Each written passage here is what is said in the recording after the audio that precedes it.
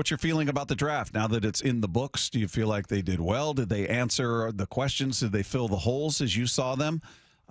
What grade? Just give them a grade, and you can throw a little comment in there. And basically, Dave, I'm guessing you like what they did. You feel like they addressed all their needs? Yeah, I mean, I do think they did that for sure. I don't think that's what they were going in trying to do, though. No, just best player available. Yeah, but we did, maybe a little light on the linebacker still, just because you brought in Tyrese Knight, and again, he's one of those that's kind of a talking point that a lot of, and I looked at him and like he's a fine college football player, but you just never know what's going to happen in the next level. But the one thing I have some confidence in as far as that pick goes, and the only reason I'm just focusing in on him because he's kind of what people have up and down grades of, and you've got a guy who's pretty much a specialist as far as linebackers go, and Mike McDonald. And I think there was a conversation at one point. I can't remember if it was maybe it was in one of the press conferences, but it's like John's at a point where he's like, I got 3 or 4 guys that are all pretty much the same.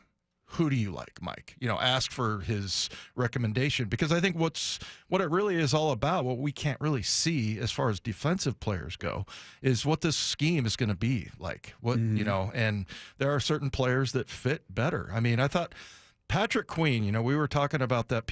Somebody called in and was talking about Jordan Brooks and how the Seahawks took him before Patrick Queen. I'm just curious to see what Patrick Queen, I think he's in Pittsburgh, right? He signed with the Steelers. He signed with the Steelers, yeah. So, we'll see how much did that scheme really help him make plays, because that was the difference between him and Jordan Brooks. He just made tons of plays. Jordan didn't have a whole bunch of, interceptions and sacks and big flashy plays. And I think, Jordan Brooks finally got it going, but I'm just curious, like, how is he going to play in Pittsburgh where he's not in that system with Mike McDonald and his defense? So, that's I think something to maybe consider, and that's one where I think maybe John was probably like looking to him, like, hey, what do you think here? Because I've got this same grade for these 4 guys, and I'm sure that happened a number of times as far as taking advice from the new coaching staff. Is there one pick in particular you like more than all the? I think there's a consensus on Byron Murphy. Like, just if you look at all the analysts, if you look at everybody, everybody gave that an A. He was a hands down, no doubt about it, best defensive tackle in the draft by everybody's estimation. Listen, he could bust out. You never know. You don't, just because everybody feels that way doesn't mean he's going to be an automatic superstar. Yeah. We'll see, but everybody feels great about that. I got to tell you, and just looking at some video over the weekend, and I was watching some of the video, I like the cornerbacks they got from Auburn. Two Auburn cornerbacks, which I thought was interesting because we talked about that being a pretty deep position on the team. Right. So that's a more of a curiosity. Now, herein lies the problem. When you're watching highlights, they're highlights. I'm not going through watching full games beginning to end. I'm not going to do it. I'm sorry.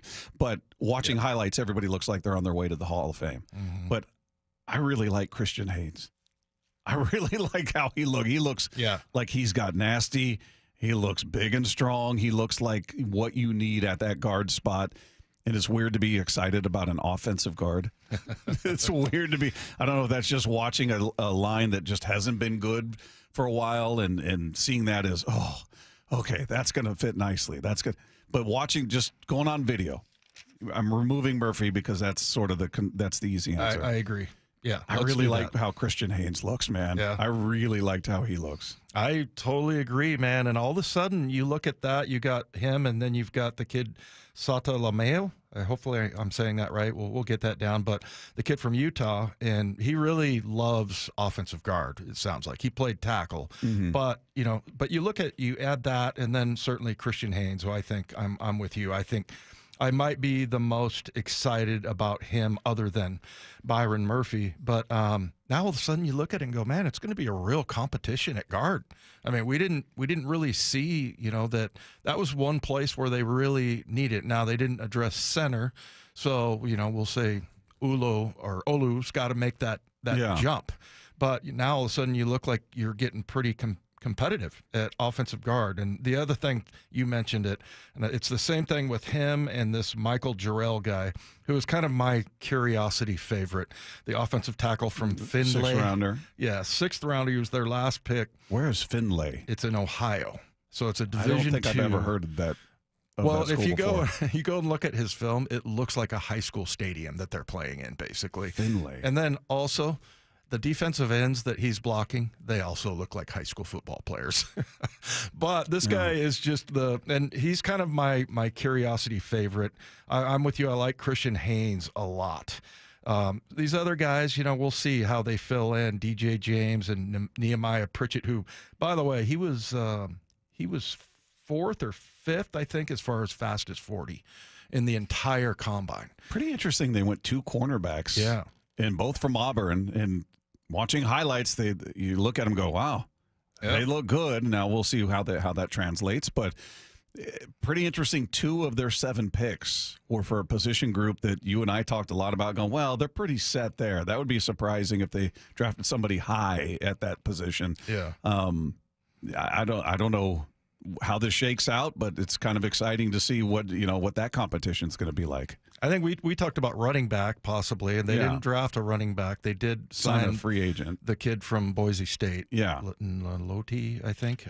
Anyway, so yeah, I mean, the other guy I thought was kind of cool, kind of a cool pick, and I'll be very curious to see how it plays out. Is that Michael Jerel, the offensive tackle from Findlay, because again, it does look like he's blocking defensive ends from high school, from Wooster High, but he does toss everybody to the ground. Like almost every one of his highlights, he is knocking somebody on their butt.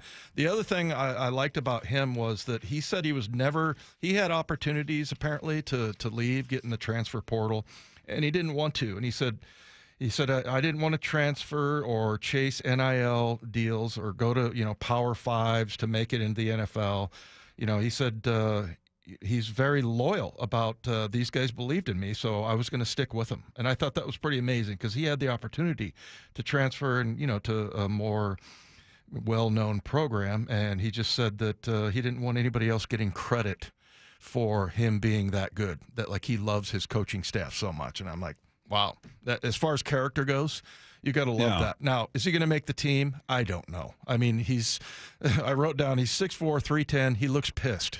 I like that. Yeah, but I like angry football players. It's exactly right. Remember, I don't know if I told you the story when I was coaching at Redmond High School. I was like, "Where's this linebacker?" And he goes, the coach is like, well, he's in anger management, a program. And I'm like, I want angry linebackers. What are you talking about?